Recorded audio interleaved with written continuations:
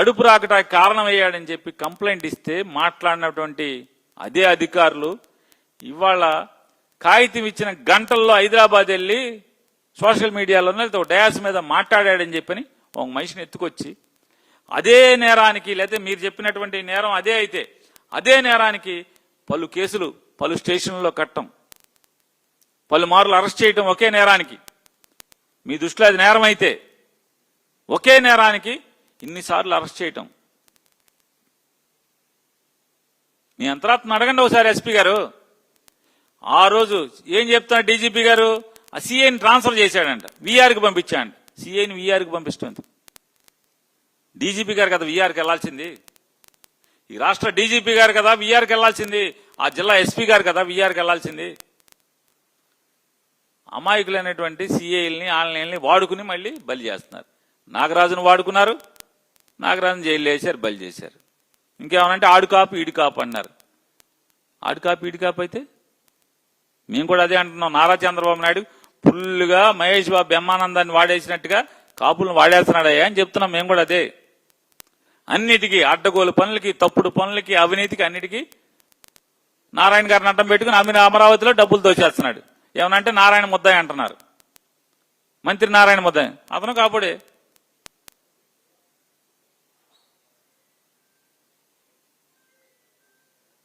ఈ లాండ్ ఆర్డర్ని గాడిలో పెట్టేటువంటి బాధ్యత అట్టాకు చంద్రబాబు నాయుడు గారికి లేదు. కనీసం పోలీస్ అధికారులైనట్టే లేదా చీఫ్ సెక్రటరీ గారైనా మేల్కోండి. ఎంతో కొంత మీరు జీతం, ప్రజల దగ్గర డబ్బులు జీతం తీసుకున్నందుకు ఎంతో కొంత బాధ్యతగా, మీరు చేసిన ప్రమాణాలకి ఎంతో కొంత బాధ్యతగా మీ విధి నిర్వహణని నిర్వర్తించమని చెప్పని డిమాండ్ చేస్తూ నారా చంద్రబాబు గారిని మళ్ళీ డిమాండ్ చేస్తున్నాం, మంత్రులను డిమాండ్ చేస్తున్నాం. అమరావతి పాపాలు ఇంకెన్నాళ్ళు? అమరావతి అనేది ఒక అప్పుల కుప్పకు అవునా కాదా? అమరావతిలో జరుగుతున్నటువంటి అవినీతి నిజమా కాదా? రైతుల కష్టాలు ఎప్పుడు తీరతాయి? మావిగన్ అనేది ఈ రాష్ట్రానికి సంపద కాబోతుంది అవునా? చర్చకు సిద్ధం, మీరు రండి.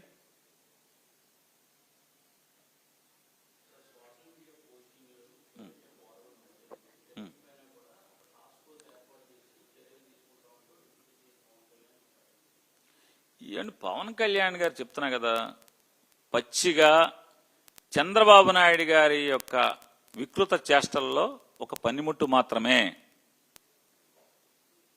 అతనిదొక పాత్ర మాత్రమే.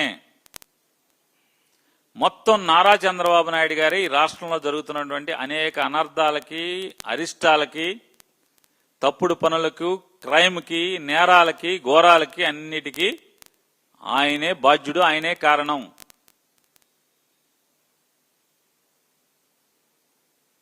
డ్రామాలు ఆడిస్తూ ఉంటాడు అందరితో. ఏ శాఖ ఆవిడ చూడ్డు. డిఎస్సిలో స్పోర్ట్స్ కోటా తప్పుడు చేశారు, దుర్మార్గం చేశారు, పాపాలు చేశారంటే ఆ మంత్రి లోకేష్ గారు ఒక్క మాట నోరిప్పుడు. లాకప్ డెత్ జరిగిందంటే హోమ్ మినిస్టర్ అసలు మాట్లాడుతూ తప్పుకు తిరుగుద్ది ఆవిడ. పంచాయతీరాజ్లో దుర్మార్గాలు జరుగుతున్నాయి, ప్రభుత్వ దాష్టికాలు జరుగుతున్నాయి, పంచాయతీలన్నీ సర్వనాశనం అయిపోయినాయి. పంచాయతీలో డీజిల్ తప్పితే దేనికి డబ్బులు వాడకూడదు, బలుపేస్తే బలుపు మారిపోతే బలుపేసేవాడు లేడు. పంచాయతీలో బ్లీచింగ్ కొట్టేవాడు లేడు. పనిచేసినటువంటి శానిటరీ వర్కర్లకి జీతాలు ఇచ్చేవాడు లేడు. పవన్ కళ్యాణ్ గారు రోజు జీతం తీసుకుంటాడు, నెల నెలా జీతం తీసుకుంటాడు. పవన్ కళ్యాణ్ గారి దగ్గర ఆయన ఎవరో కేరళ నుంచి వచ్చాడు ఒక ఆఫీసర్ గారు, ఏదో కృష్ణ ఏదో అంటున్నారు, ఏమండి కృష్ణ తేజ. పవన్ కళ్యాణ్ గారు, కృష్ణ తేజ గారు ఫస్ట్ తారీఖు రాకుండానే 31 రాత్రే జీతాలు తీసేసుకుంటున్నారు. రోడ్లు ఊడ్చేవాడికి, పంచాయతీలో రోడ్లు ఊడ్చేవాడికి అక్కర్లా, సర్పంచ్లకి ఆన్రోర్యం అక్కర్లా, ఎంపీటీసీలకి ఆన్రోర్యం చెల్లించరు, జడ్పీ చైర్మన్లకి, ఎంపీపీలకి ఆన్రోర్యం చెల్లించరు.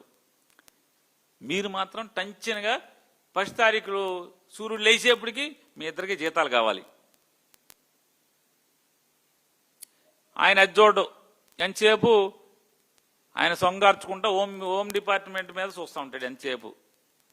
అసలు ఆయన ఫారెస్ట్ ఉండదు, ఫారెస్ట్ని పట్టించుకునేవాళ్ళు లేడు, పర్యావరణం పట్టించుకునేది లేదు. ఎవరి శాఖ ఆడు చూడండి. ఇక్కడ గమ్మత్తు ఏంటంటే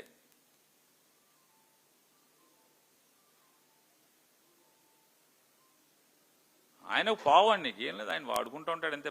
చంద్రబాబు నాయుడు గారు, పవన్ కళ్యాణ్ గారిని.